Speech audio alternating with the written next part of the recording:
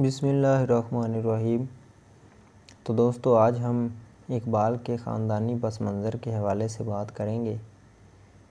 تو اقبال کے آباء و اجداد کی اگر بات کریں تو وہ برہمن تھے، اور ہندو معاشرے میں ہم جانتے ہیں کہ برہمن کو بڑی اہمیت حاصل ہوتی ہے، اور ان کو جو ہے وہ 4 بڑے حصوں میں وہ تقسیم کرتے ہیں، اور جن میں برہمن کو سب سے زیادہ مقبولیت حاصل ہے۔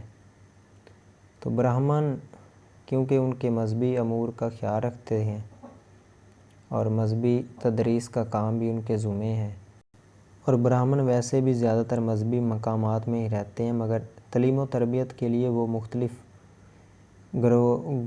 گروہ ہیں ان کے ہاں جا کر تعلیم لیتے تھے۔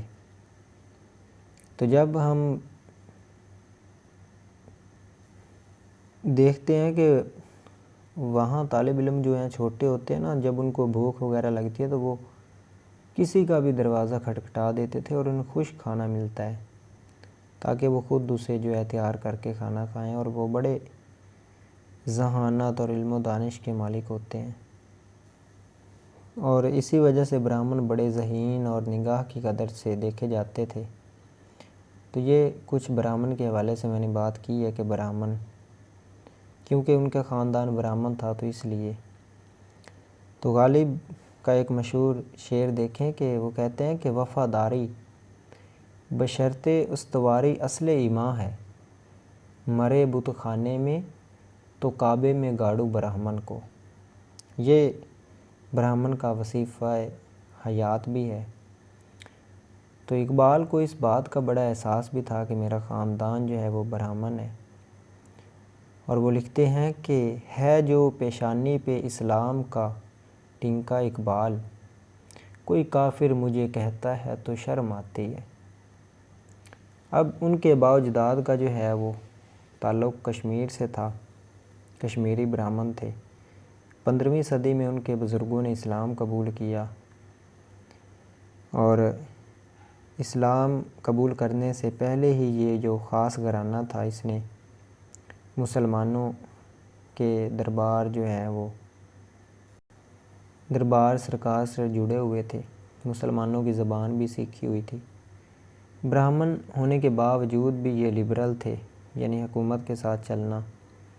ان کے علوم و فنون مسلمانوں کے سیکھے، جیسے سر سید نے مسلمانوں کو سکھائے، جس کی وجہ سے لوگوں نے انہیں طنزاً جو ہے وہ سپرو کہنا شروع کر دیا کہ یہ ہیں برہمن، اور زبان جو ہے وہ مسلمانوں کی سیکھتے ہیں۔ تو جب یہ گھرانہ مسلمانوں کی طرف مائل ہونا شروع ہوا تو لوگ تب انہیں سپرو بدعت کہنے لگے، اور اقبال نے خود لکھا ہے کہ ہمارا جو ذات ہے وہ گوت یعنی سپرو ہے۔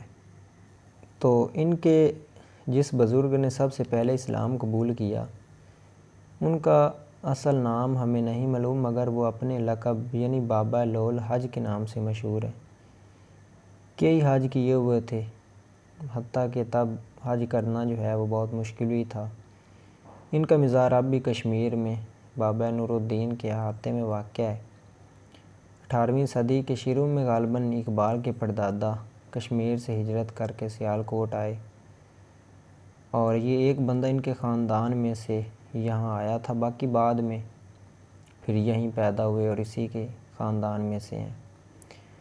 تو اقبال کے جو دادا تھے وہ محمد رفیق اور رفیقہ تھے۔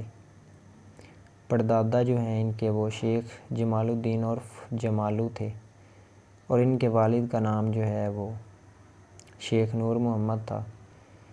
نور محمد جو ہے وہ زیادہ تر نتھو، اور دوسرا شیخ محمد نور ٹوپیاں والا کے نام سے مشہور تھے۔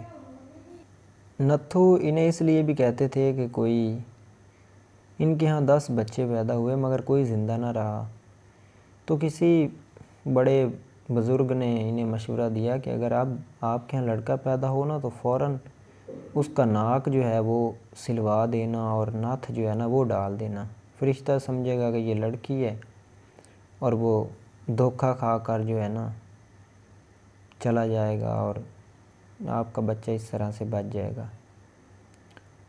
تو اس وجہ سے انہیں جو ہے نا شیخ نور محمد ٹوپیاں والا یا نتھو کہتے ہیں۔